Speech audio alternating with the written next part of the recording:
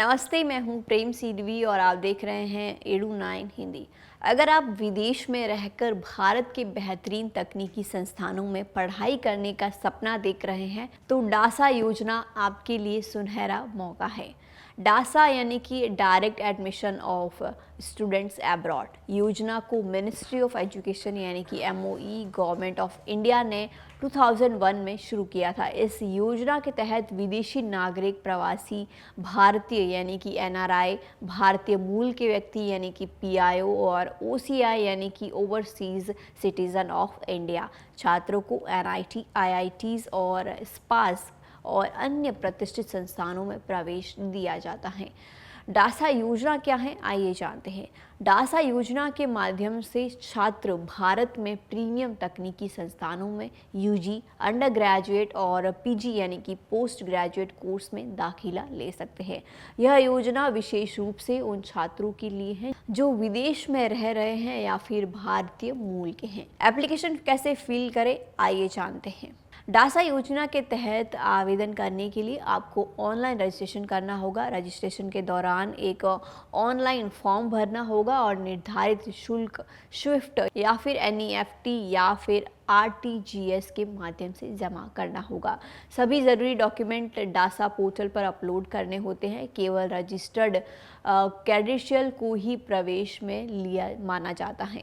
UG और PG course के लिए एलिजिबिलिटी की अगर हम बात करें तो अगर आप UG कोर्स के लिए आवेदन करना चाहते हैं तो आपकी जो है 12th यानी कि सीनियर सेकेंडरी यानी कि 10+2 या इसके इक्वल परीक्षा पास करनी होगी।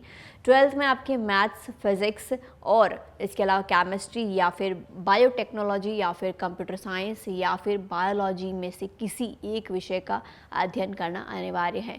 कम से कम 75% आपके जो है मार्क्स आना कंपलसरी है 12th में, या फिर आपका 7.5 CGPA जरूरी है। साथ ही आपके पास जी मेंस का वैलिड रैंक होना चाहिए। PG कोर्स के लिए क्रेडेंशियल को इंजीनियरिंग टेक्नोलॉजी के किसी भी फील्ड में 4 से 5 साल UG प्रोग्राम पूरा करना होगा। MBA के लिए किसी भी स्ट्रीम में UG डिग्री मान्य है। कम से कम 60% मार्क्स अंक और इसके अलावा जो है 6 CGPA आवश्यक है। MTech, MArch और MPlan और MDes जैसे कोर्सेज के लिए ग्रे स्कोर कम से कम 300 और MBA के लिए GMAT स्कोर कम से कम 480 ज़रूरी है।